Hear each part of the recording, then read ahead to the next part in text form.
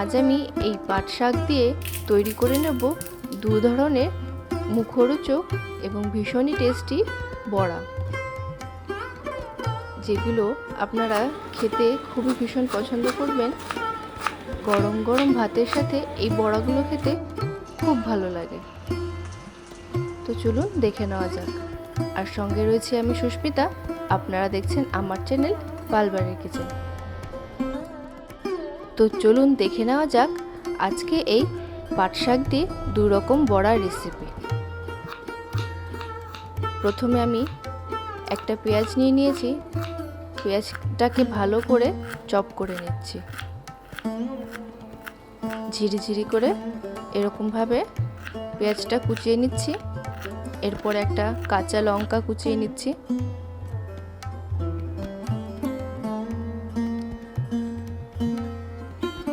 এখানে আমি একটা লঙ্কা দিয়েছি, আপনারা ঝালটা আপনাদের পছন্দ মতন দিয়ে নিতে পারেন। এরপর পাট শাকটা ভালো করে ভেজে ধুয়ে নিয়েছি, ভালো করে এভাবে চপ করে নিচ্ছি। খুব মিহি করে চপ না করলেও হবে, রাফলি একটু কেটে নিলেই হবে।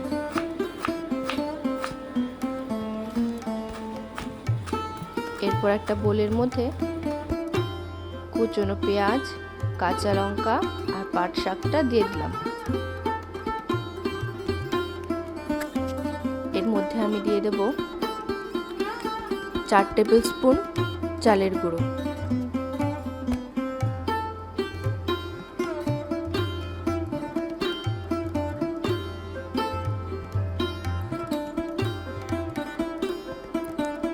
এরপর দিয়ে দিলাম সামান্য হলুদ, স্বাদ মতো নুন দিয়ে দিলাম। এবার একটু মিশিয়ে নিচ্ছি সব কিছু একসাথে। এরপর অল্প অল্প জল দিয়ে এটা মেখে নিতে হবে। একবারে বেশি জল দিয়ে দেবেন না, আমি অল্প অল্প জল দিয়ে এটাকে মেখে নিচ্ছি।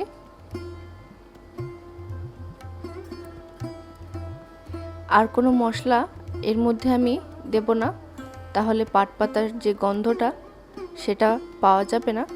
আমি ভীষণই সিম্পলভাবে এটা তৈরি করছি। আর এখানে আমি দিয়ে দেব 1 টেবিল স্পুন ময়দা। ভালো করে এবার সব কিছু মেখে নিতে হবে।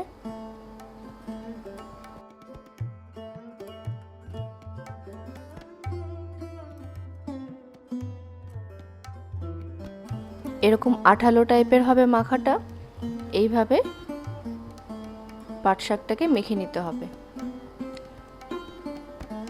এভাবে মেখে আমি রেখে দেব মিনিট 15। এরপরে আর এক রকম বড়া ভাজার জন্য নিয়ে নিয়েছি আমি এখানে এক বাটি, ছোটো বাটির এক বাটি মতো চালের গুঁড়ো, আর দিয়ে দিলাম হলুদ আর লবণ, দিয়ে দিচ্ছি সামান্য লঙ্কার গুঁড়ো, আর দিয়ে দিলাম 1 টিস্পুন পোস্ত। সব উপকরণগুলো ভালো করে একটু মিশিয়ে নিচ্ছি। এরপর দিয়ে দেবো জল, জল দিয়ে সুন্দর একটা ব্যাটার তৈরি করে নেব।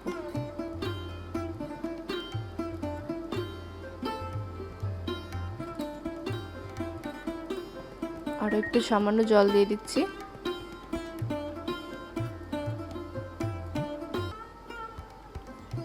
ভালো করে একটা ব্যাটার আমি তৈরি করে নিচ্ছি। অল্প অল্প জল আমি এখানে ব্যবহার করছি, দেখতেই পাচ্ছেন, তাহলে ব্যাটারটা তৈরি করতে সুবিধা হবে। একবারে জল দিলে বেশি পাতলা হয়ে যেতে পারে। এভাবে ভালো করে চামচ দিয়ে ফেটিয়ে নিতে হবে। দেখুন এরকম ঘনত্বের ব্যাটারটা তৈরি করতে হবে। এরপর পাট পাতাগুলোকে নিয়ে আমি সুন্দর করে ধুয়ে নিয়েছি। দেখুন এখানে আমি গোটা গোটা পাট পাতা রেখেছি, ধুয়ে পরিষ্কার করে জল ঝরিয়ে রেখে দিয়েছি। এরপর আমি কড়াই বসিয়ে দিয়েছি, কড়াইতে দিয়ে দিচ্ছি রিফাইন্ড অয়েল, বেশ অনেকটা পরিমাণে এখানে তেল আমি দিয়ে দিচ্ছি।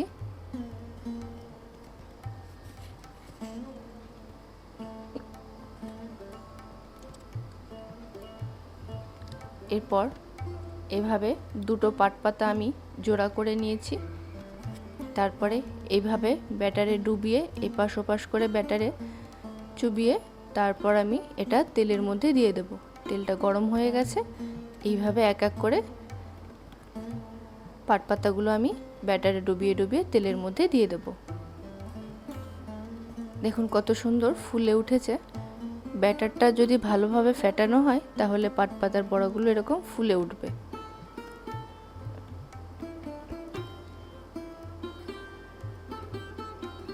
এইভাবে এপিট ওপিট করে সুন্দর করে ভেজে নিতে হবে। দেখবেন একটা মুচমুচে বড়া তৈরি হয়েছে, যেটা খেতে কিন্তু দুর্দান্ত লাগে। ভীষণই সিম্পল কিন্তু খুবই সুস্বাদু। বড়াগুলো ভাজা হয়ে গেছে, তুলে নিচ্ছি। ভালো করে তেল ঝরিয়ে তুলে নিতে হবে। এইভাবে আমি আবার পাটপাতাগুলোকে ব্যাটারে ডুবিয়ে ভেজে নেব।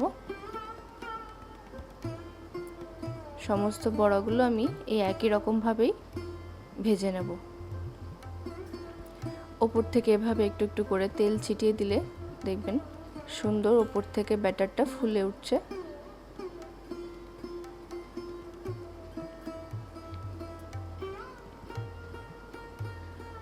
সমস্ত বড়াগুলো আমি একইভাবে এপিট ওপিট করে সুন্দর করে লাল করে ভেজে নিয়েছি।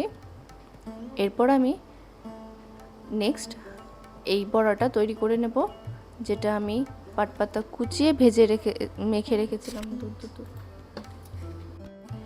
এরপর আমি নেক্সট এই বড়াটা তৈরি করে নেব, যেটা আমি পাটপাতাগুলোকে কুচিয়ে মেখে রেখেছিলাম।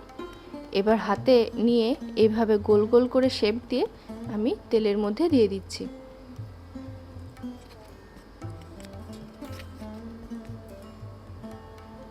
এটাও ভীষণই সহজ একটা রেসিপি। এবারে এই পাটপাতার বড়াটা একটু মাঝারি আঁচে ভেজে নিতে হবে, না হলে ভেতরটা নরম থেকে যাবে আর উপরটা তাড়াতাড়ি লাল হয়ে যাবে। এটা হাই ফ্লেমে ভাজা যাবে না, একটু গ্যাসের ফ্লেমটা মাঝারি করে এই বড়াগুলোকে ভেজে নিতে হবে। সুন্দর এপিট ওপিট উল্টে পাল্টে লাল লাল করে ভেজে নিচ্ছি বড়াগুলো। আমি সুন্দর লাল লাল করে ভাজা হয়ে গেছে, তুলে নিচ্ছি। এইভাবে আমি সমস্ত বড়াগুলোকে ভেজে তুলে নেব। ভীষণই সহজ এবং সিম্পল একটা রেসিপি আপনাদের সাথে আজকে আমি শেয়ার করলাম। গরম গরম ভাতের সাথে এইরকম পাটপাতার বড়া খেতে কিন্তু খুব ভালো লাগে। বাড়িতে আপনারা অবশ্যই একবার বানিয়ে খেয়ে দেখবেন, আশা করি ভালো লাগে।